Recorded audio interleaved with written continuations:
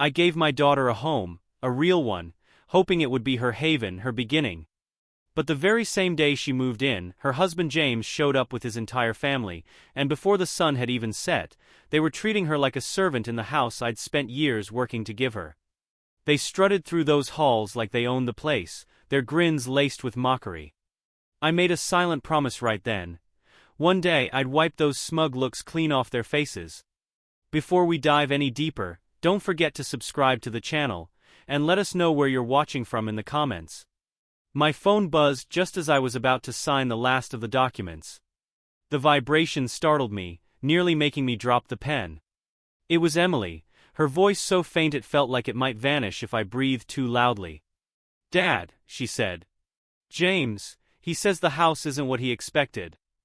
I could hear James's voice in the background, clear, cold, and condescending. "Not my taste, Em. You know that." My hand clenched, the pen bending with a soft crack. Across from me, the notary, an older woman with tidy gray hair and the kind of smile you practice in the mirror, pushed the last paper toward me. I forced a nod, scribbling my name in a sharp, crooked line. The air smelled of dry paper and burnt coffee. A flickering fluorescent bulb overhead cast a dull glow over the cluttered desk and the dusty stacks around us. My heart was pounding, but I didn't let it show. The timing couldn't have been worse. Emily's call came right as I was finishing something I'd been planning for years. This house was the one thing I could give her that no one could take away. I'd sold off half my engineering firm to buy it. A sleek two-story house in Stamford with tall windows and a backyard garden I knew she'd fall in love with.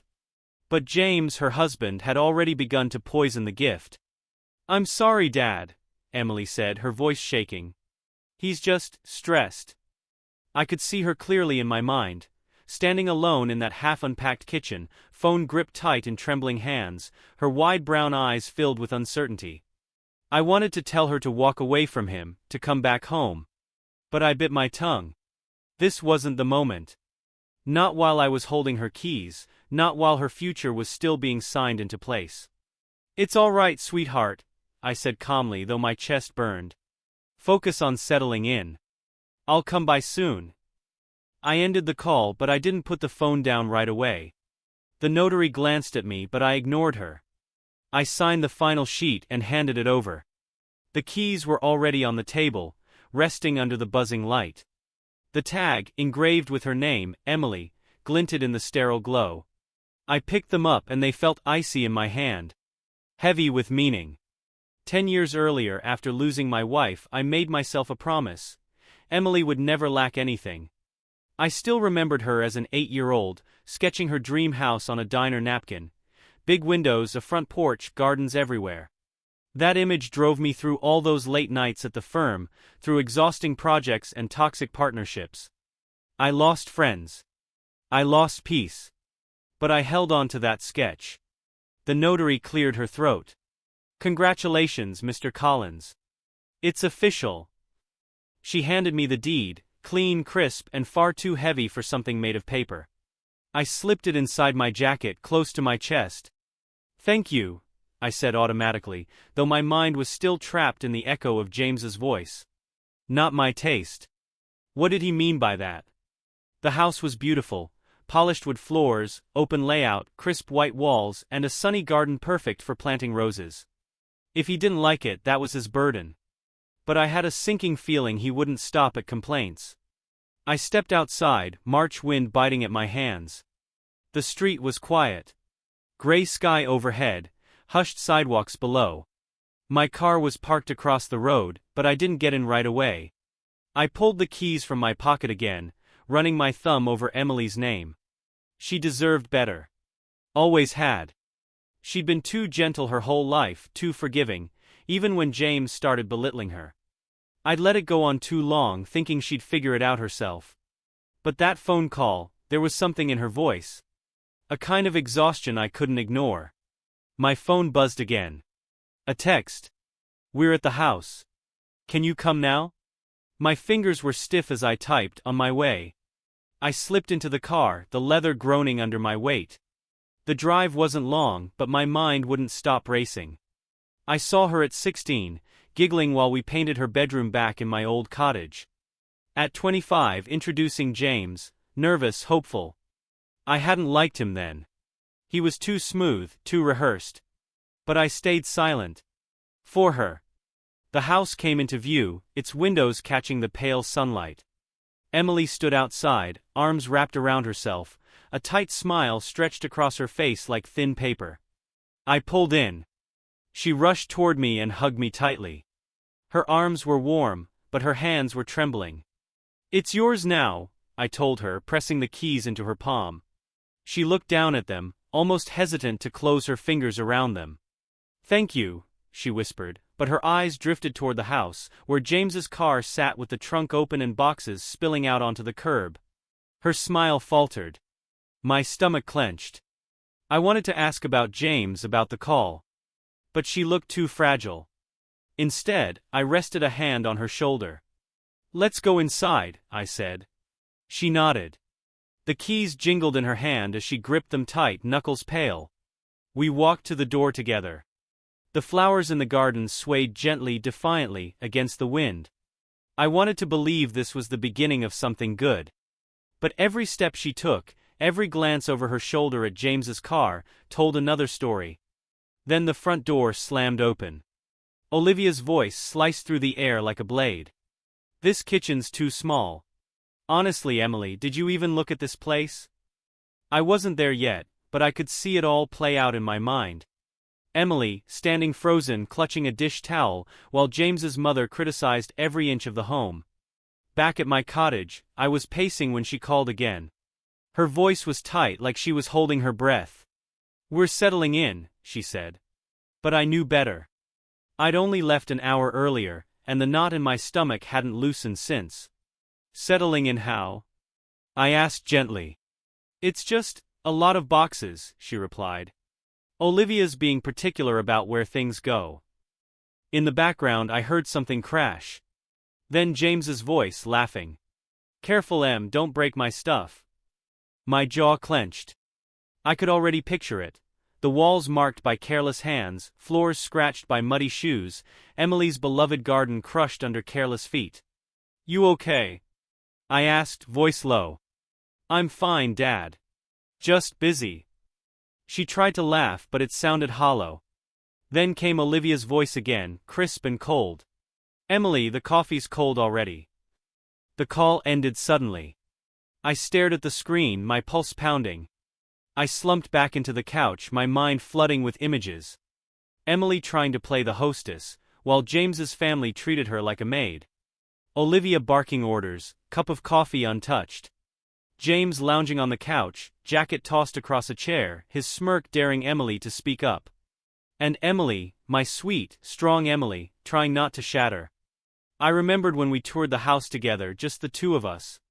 Her fingers brushed the countertops, eyes wide with joy. "I'll plant roses out back," she said. "We'll have Sunday dinners here, Dad. Every week." That was the Emily I knew. Bright, imaginative, hopeful.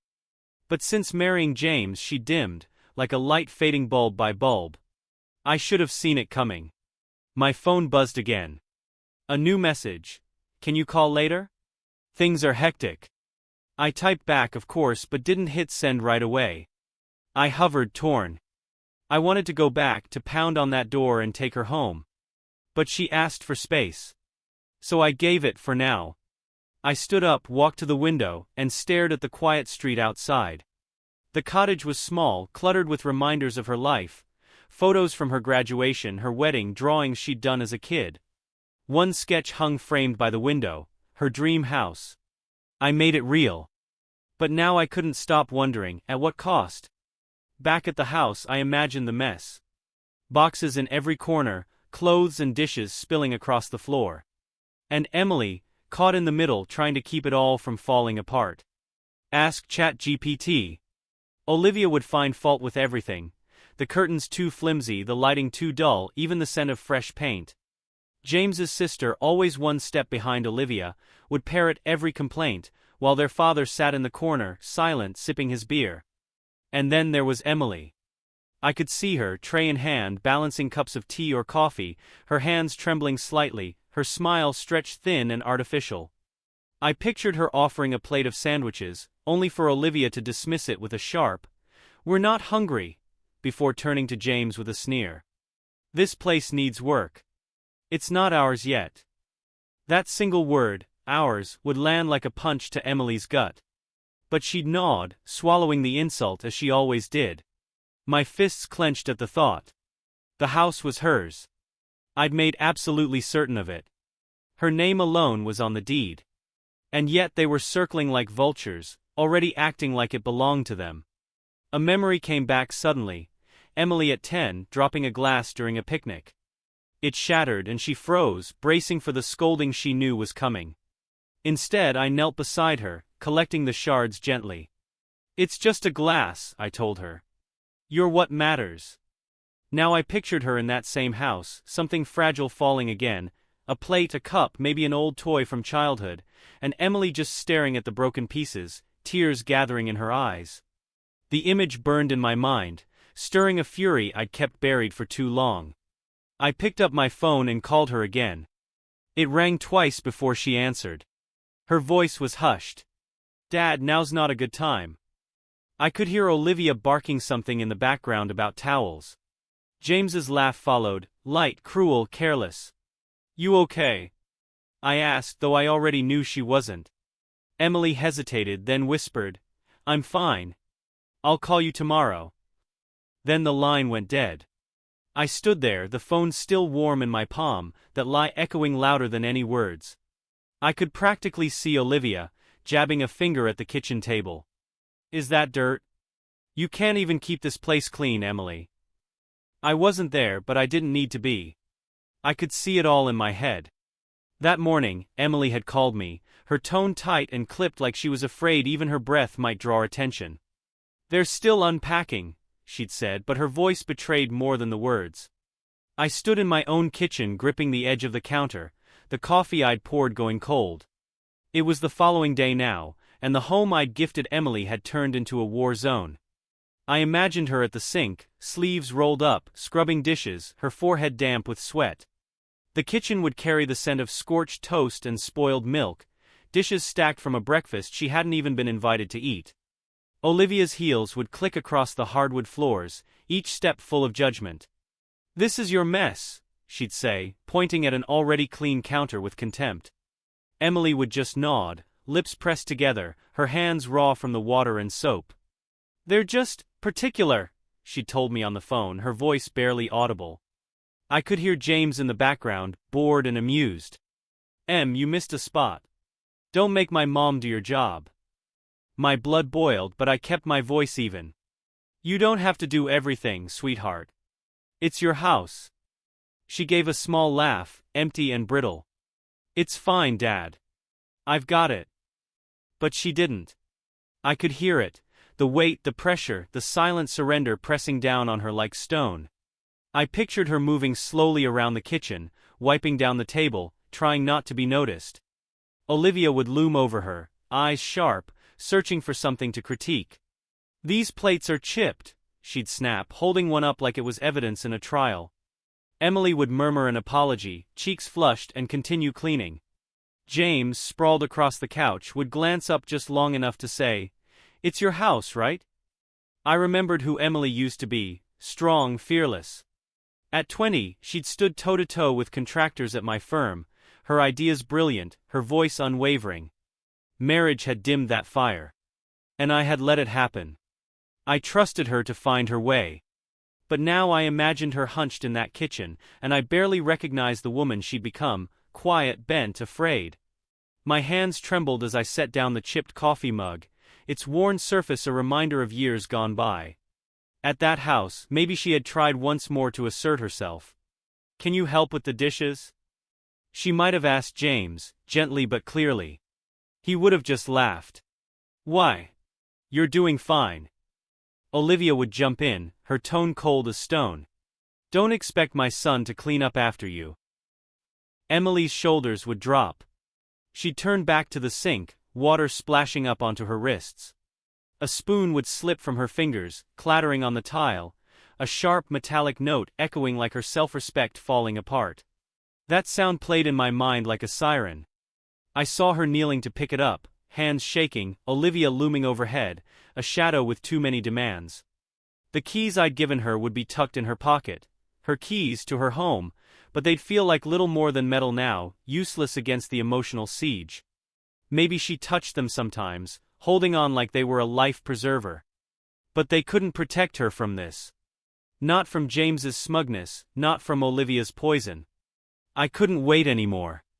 I dialed again. This time 3 rings. She picked up, her voice whisper thin. "Dad, I'm in the middle of..." Olivia cut through the background like a blade. "Emily, the towels are still damp. Do I have to do everything myself?" I gripped the phone so hard I thought it might crack. "You don't sound okay," I said. She hesitated. I could almost picture her standing in the hall, door half closed, eyes darting in fear. "I'm fine," she said, but her voice fractured, a tiny break in the wall she was trying to keep up. "I'll call you tomorrow." Then silence. I stood there, locked in place, the stillness of my cottage closing in around me. I saw her clear as day, isolated in that house, treated like an intruder by people who should have loved her. My fury surged again, hot and wild, but something else settled beneath it. Purpose. I hadn't bought that house to trap her. I'd given it to her for joy, for freedom. But now it had become her cage. And James and his family strutted through it like royalty. I could still hear their laughter, see their smug faces. I made a promise then, right there beside the old mug on my kitchen table. I'd wipe those smiles away. Every last one. The phone rattled across the table again. Emily's voice came through, broken and low. "Dad. I can't do this anymore." Each word felt like shattered glass. "They treat me like I'm nothing." My hands went rigid on the table edge, knuckles white, jaw clenched. She whispered about dishes, commands barked from Olivia, James's dismissive sneers. The cottage suddenly felt too small. I paced, the floor creaking beneath me, the smell of cold coffee thick in the air. "Sweetheart," I said, my voice tight with emotion, "why didn't you tell me sooner?" She sobbed, and I closed my eyes against the sound. "I didn't want you to worry. Please, Dad, don't come here. It'll only make it worse." Her voice was desperate, pleading. But all it did was add fuel to the fire burning inside me. I could see her, wrists red from scrubbing, eyes lowered in silence, surrounded by people who treated her like the help in her own home. Her home. "I'll fix this," I told her, steadying my tone, even though my whole body trembled. She sniffled. "Just don't do anything rash." The call ended and I remained still, the phone warm against my skin. The quiet returned, broken only by the tick of the mantel clock. My eyes landed on a photo of Emily, 10 years old, grinning, her face smeared with paint. I'd let her down once, when I trusted James to be good to her. I wouldn't do it again. I'd been betrayed once too, 20 years back, by a partner who siphoned off funds and left me scrambling to save everything I'd built. That betrayal had taught me something, how to see through masks, how to fight back. I stared at her photo and felt that old resolve take shape again, sharper than ever. James and Olivia had overstepped. And they were going to pay for it. I turned toward the window. Outside, the sky had gone purple, bruised with the coming dusk. The mug on the table wobbled as I passed it, leaving behind a ring of cold coffee. My mind spun through Emily's words. Olivia's cutting orders. James's smug indifference. Their assumption that they owned everything, including her. But they didn't. Not the house. Not her. I pulled the photo off the wall, my thumb tracing the outline of her beaming face, remembering the joy in her eyes the day I gave her those keys. That smile was gone now, replaced by a whisper over the phone. But I would bring it back. No matter what it took. I couldn't just sit in this silent cottage while she endured their cruelty. I had to see her, to confront them, even if she didn't want me to. I grabbed my car keys from the counter, their familiar clink grounding me. My coat caught briefly on my shoulder as I pulled it on, and I stepped outside into the cold. The wind bit into my face as I shut the door behind me, the hinges moaning, a sound that echoed the ache blooming in my chest. Sliding into the car, I felt the chill of the leather against my back. The engine started with a low growl, the dashboard casting a pale light over my clenched hands. I drove through Stamford's quiet, lamplit streets, houses flickering by, their windows glowing with warmth I didn't feel. My mind spun in loops, haunted by Emily's trembling voice, the quiver of shame in her words. I saw Olivia's cutting smile and James's careless smirk, and my jaw locked so tightly my teeth throbbed. They thought they could humiliate her, push her out of her own home, and I'd just watch it happen. They were wrong. The road to Emily's place stretched ahead, streetlights flickering like warnings I didn't care to heed. I didn't know what I'd say when I got there, only that I couldn't let her stand alone. The keys dug into my leg, a physical reminder of the vow I made, to give her a home, a life she could claim as her own. I wouldn't back down. I banged my fist against the door, each knock thudding like a judge's gavel. The house loomed, dark and still, its windows reflecting the last pink streaks of dusk. Olivia answered with a smile as sharp as glass and perfume so strong it nearly choked me. "Richard," she purred, leaning lazily against the frame. "What a surprise." Her sarcasm rolled off me. I pushed past her without a word, boots scraping the floor. Emily had picked herself. The place was chaos. Boxes everywhere. A half-drunk glass of wine abandoned. Cigarette smoke curling in the air like ghosts. James lounged on the couch, eyes glued to his phone. Emily stood near the wall, arms crossed, eyes wide with panic. "Dad," she murmured, shaking her head. But I couldn't stop. "You need to leave," I said, my voice cutting clean. "This is Emily's home. Not yours." Olivia laughed, a dry, bitter sound, tapping her long nails on the table like a countdown. "Oh, Richard. Always playing the martyr." James didn't even look up. "You heard her. Relax, old man." I stepped forward, fists tightening. "You don't get to treat her like garbage. Pack your things and get out." Emily's breath caught, but she didn't speak. Olivia folded her arms, her necklace glinting in the low light. "And who's going to make us?" "You," she hissed, daring me. James stood, slow and smug. He reached into one of the boxes and pulled out a bundle of papers, waving them with mock ceremony. "This says we stay. Legally." I froze, eyes narrowing on the documents. The paper was too crisp, the font just slightly off, but the words property transfer stood out like a slap. "What the hell is that?" I demanded, stepping closer. "Our proof," Olivia said with a wicked grin, clicking toward me in her heels. "You really thought we'd just walk away?" James tossed the papers on the coffee table. One slid to the floor and he scrambled to retrieve it, his mask of confidence slipping.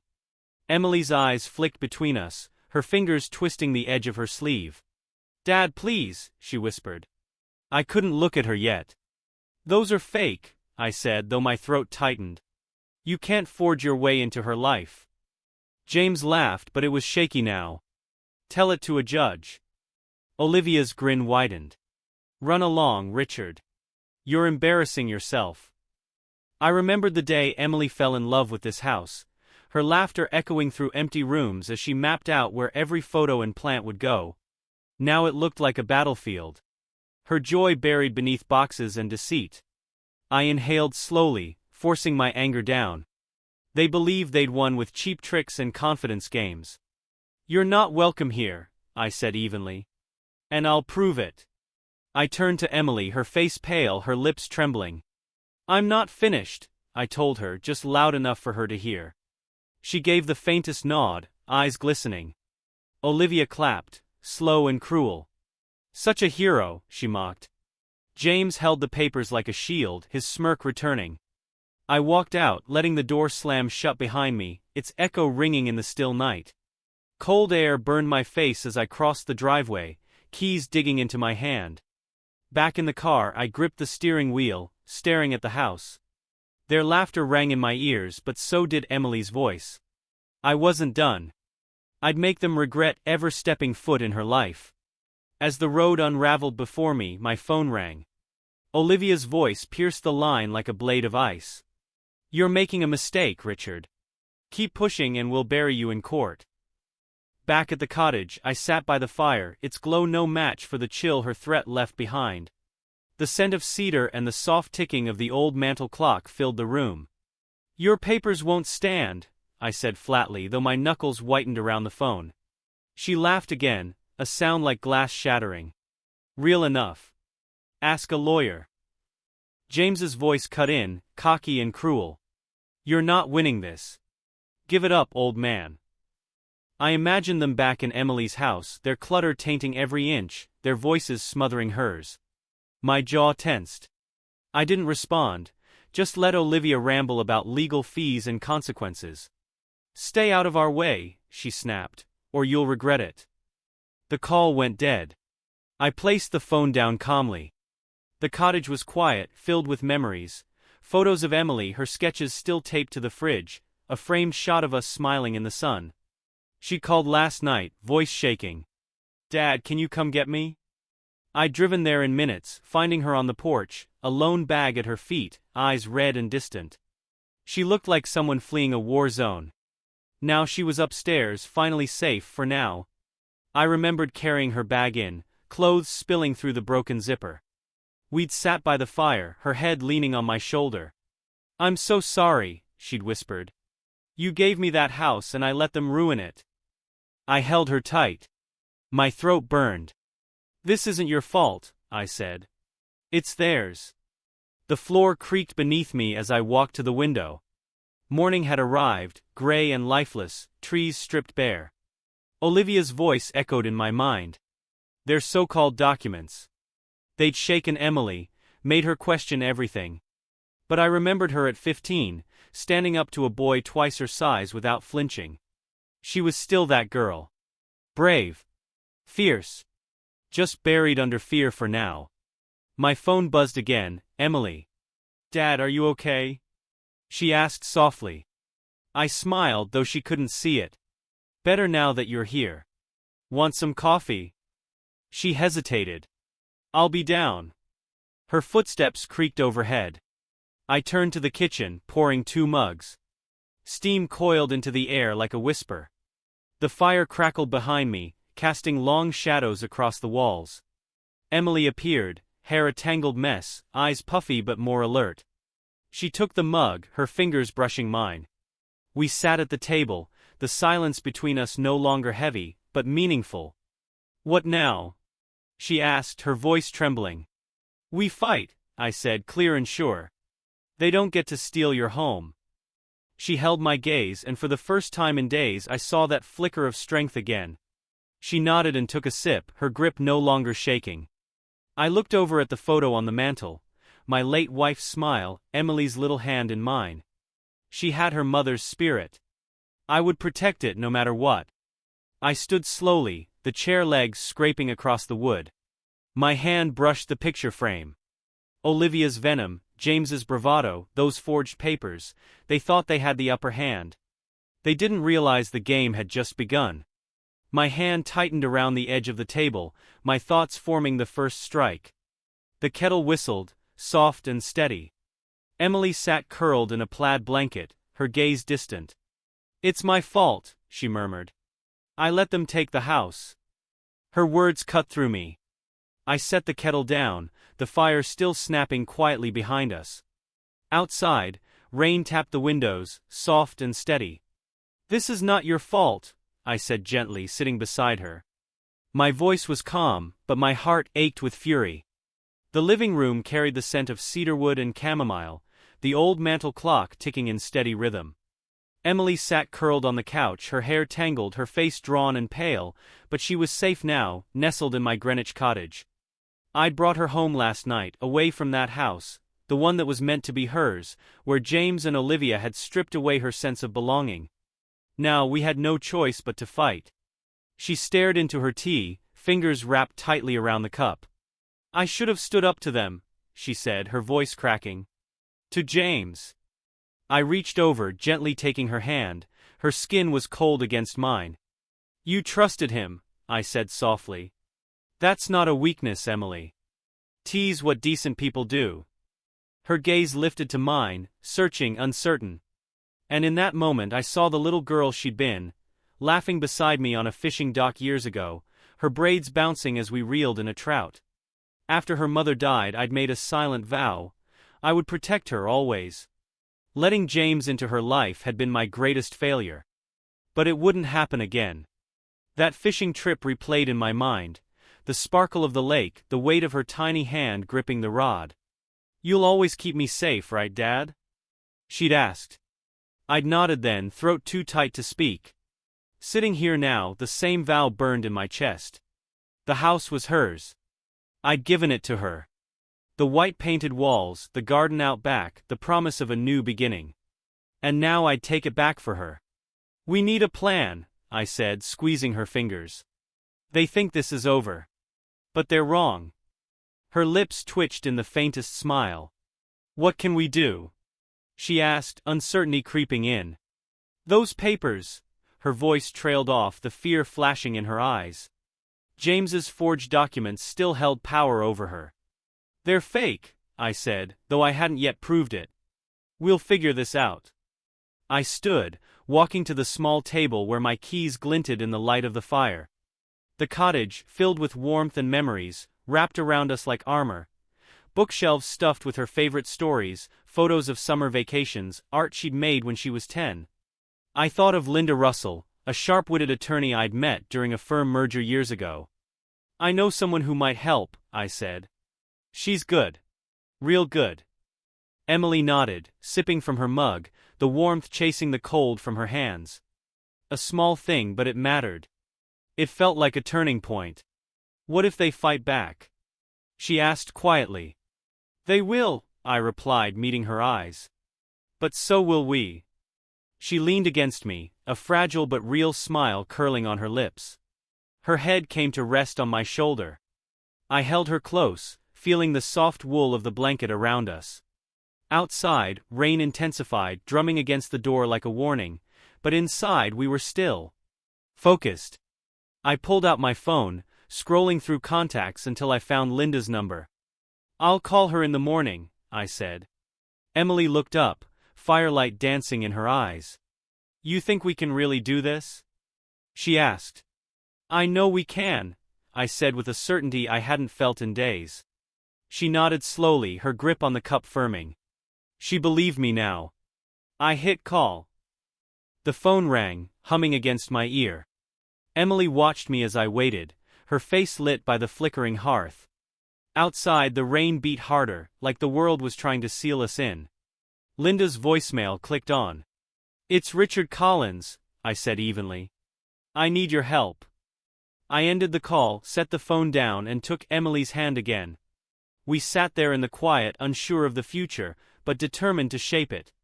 The next morning I stepped into Linda Russell's office, the glass door whispering shut behind me. The space gleamed, polished wood floors, a sleek glass desk, the scent of roasted coffee lingering from a machine in the corner. Stamford's skyline sparkled through the massive windows, the city buzzing just beyond. Linda looked up, her glasses perched neatly on her nose.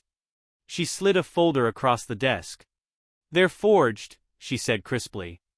"But we'll need irrefutable proof." I exhaled, tension easing from my chest. But the fight was only beginning. I sat down, the leather chair creaking beneath me, and opened the folder. Inside were copies of James's so-called documents, edges too clean, the signatures inconsistent. "How do we prove it?" I asked, running a hand across the pages. Linda leaned back, her pen tapping the glass. "Forgeries leave traces. Mismatched fonts. Incorrect dates. I've seen this before." Her voice was calm but pointed. She leaned forward, expression sharpening. "But to bury them we'll need something deeper. Personal." I nodded slowly, gears already turning in my mind. Her office was all light and clean edges, but Linda grounded the space. Sharp eyes, sharper mind.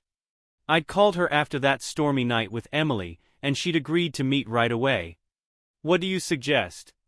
I asked. "A private investigator," she replied, her tone firm. "Someone who knows how to dig. People like Olivia always have skeletons." That word, skeletons, hung in the air. I saw Olivia's smug smile, her perfumed presence in Emily's living room, the way she'd waved those papers like weapons. I remembered the years I'd spent rebuilding my firm from scratch after being laughed out of a boardroom. They'd learned then not to underestimate me. They were about to learn again. Know someone good? I asked. She slid a business card across the desk, Mark Wilson printed in bold type. He's a pit bull, she said. Costs a lot but worth every cent. I picked up the card. Its edges felt like a key. My phone buzzed. Emily's voice came through, quiet but tense. Dad, anything yet? I glanced at Linda. She nodded and turned to the window. We're making progress, I told Emily. Linda's on it. A long breath escaped her, relief. We can trust her? Absolutely, I said, staring down at the folder. Just hold on. Thanks, Dad, she whispered. When the call ended, Linda was already scribbling notes. We'll file a motion to contest the documents, she said. And Mark will handle the rest. If there's any dirt on Olivia or James, he'll find it. I nodded, feeling the card press into my palm. The office buzzed around us, phones ringing, keyboards clacking, a steady beat pushing us forward. I saw Emily's faint smile from the night before and knew I'd burn every bridge if that's what it took. Linda rose and offered her hand. We've got this, Richard. Go home. Be with your daughter. I shook her hand, firm, confident, and gathered the folder. The door swung open, letting the city's noise rush in. I stepped onto the sidewalk, morning air sharp against my face.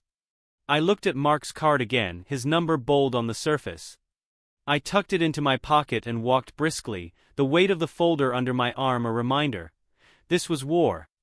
Rain pattered on my coat as I stood in Stamford Park beneath an old oak, its wet leaves drooping low. Mark Wilson approached through the mist, trench coat billowing, a manila envelope tucked under one arm. Olivia's not as clean as she pretends, he said, his voice gravelly amused. He handed me the envelope. It was light but it felt heavy with purpose. The park was hushed, only the hum of distant cars breaking the silence. The air smelled of wet earth and pine. I pulled open the envelope, my fingers grazing the glossy photos within. Olivia, outside a hotel, her arm looped with a man who wasn't her husband. Another image showed her laughing, her face close to his, her posture intimate. My heart thudded. A grim smile crept across my face. How'd you get these? I asked, my voice low. Mark lit a cigarette, the flame a brief glow in the gray. Tailed her for a week. She's careless. Same guy, every Tuesday. Same place. His tone was cool but his eyes watched mine, weighing my reaction. I slipped the photos back into the envelope, the paper crackling like dry leaves in my hand. The rain softened to a drizzle, pooling along the park bench. I saw Olivia's face again, smug and triumphant, brandishing those forged documents like trophies. These photos were a fracture in her facade, her carefully constructed image cracking. I remembered a man at the firm who'd begged forgiveness after skimming company funds. I'd let him go. Back then I was too forgiving. Not anymore.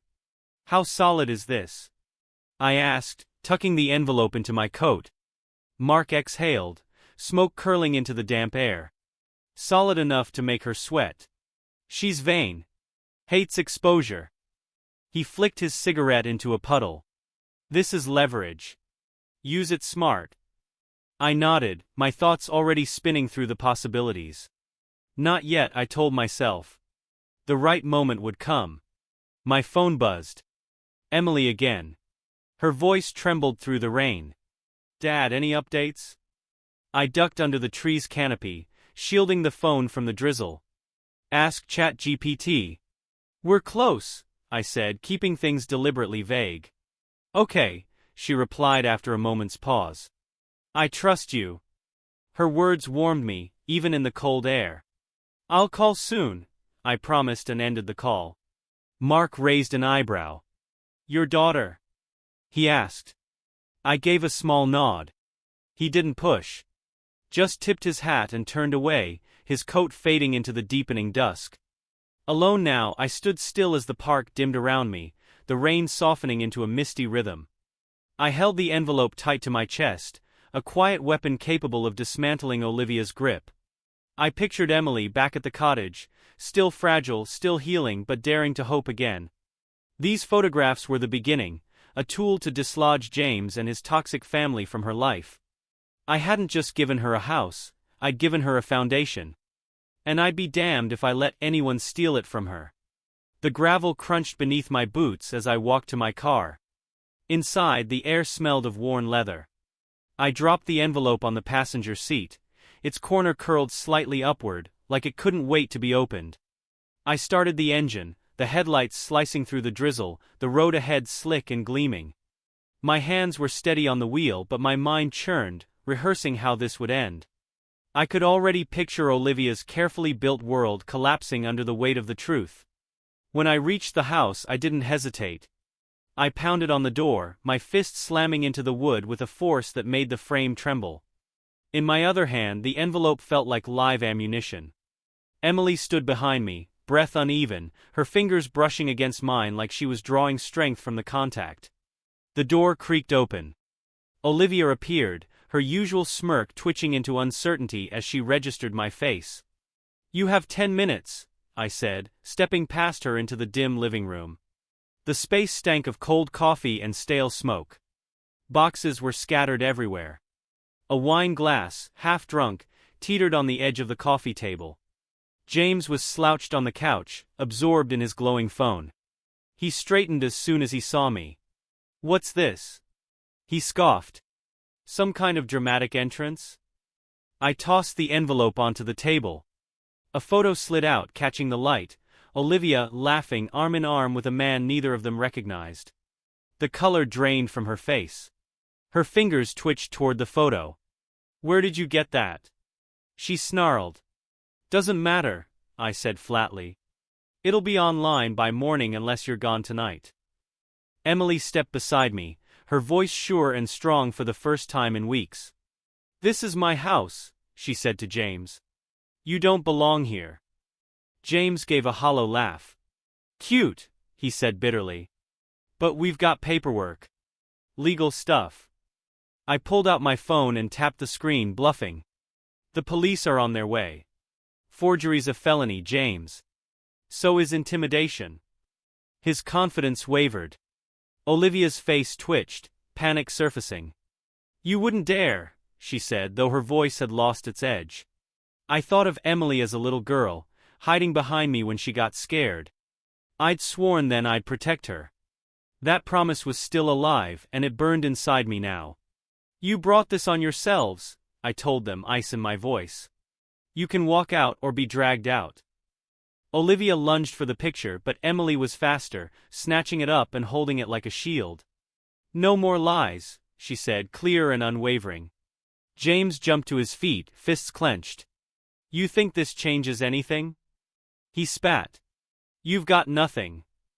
But his eyes darted to Olivia, who had begun to shake, her nails pressing into her palms.